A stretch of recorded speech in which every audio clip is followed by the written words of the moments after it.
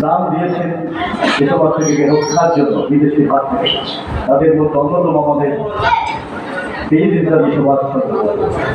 ক্ষমতা শক্তিকে রচনা নেতাজি সুভাষ কবিতা আবৃত্তি করছে আবিষ্কার গল্প। নমস্কার, আমার নাম রানিশা খাতুন। আমি গান্ধীজীবী মেমোরিয়াল স্কুলের পঞ্চম শ্রেণীর এক ছাত্রী। আমি একটি কবিতা বলতে চাই। কবিতাটির নাম আমি সুভাষ। শুভ দাসী।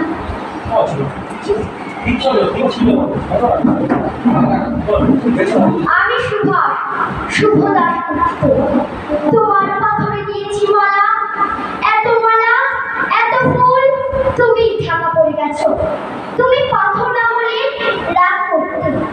56 বছর আগের এক মধ্যরাতে এলগির রোডের 3 তলার ঘরে আলো জ্বলছিল। চাদর গায়ে এক ছায়া মূর্তি পায়চারি করছিল অজ্ঞান। বাইরের রাস্তায় ইংরেজ পুলিশের চর সতর্ক সজাগ চোখে দেখছিল। তার সব সতর্কতাকে বুদ্ধ বানিয়ে তুমি তখন অন্ধকার চিরে ছুটে চলেছ আলোর পথে। দেশের মানুষ কাকপক্ষী কেউ টের পায়নি। তুমি চলে যাবার পর 56টা শীত, বর্ষা, গ্রীষ্ম, উধাও তুমি সেই থেকে প্রত্যেক জানুয়ারিতে পৃথিবীর এপাড়া ওপাড়া সব মাটিতে তোমার অনুষ্ঠান পাইছা।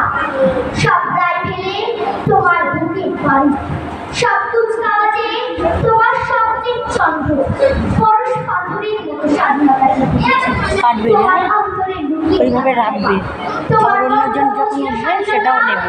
তোমার পথ ছিল স্বাধীনতা, তোমার প্রেম ছিল স্বাধীনতা। তুমি রক্ত চেয়েছিলে স্বাধীনতার জন্য, তুমি তাই পাথর। যারা স্বাধীনতার আড়ালে চেয়েছিল গদি, চেয়েছিল সিংহাসন, ইংরেজের ছেড়ে যা লুটের রাজ্যপাট, তারা রইল শুধু ভারতবর্ষের টাকার কাজের সুর। তোমার নয়, ভারতবর্ষের অফিসে আদালতে তাদের ছবি। তোমার নয়, ভারতবর্ষের সংবিধানে তাদের শৈশব। তোমার নয়। নমস্কার। থাকবে না, ওইভাবে ধরে রাখবে।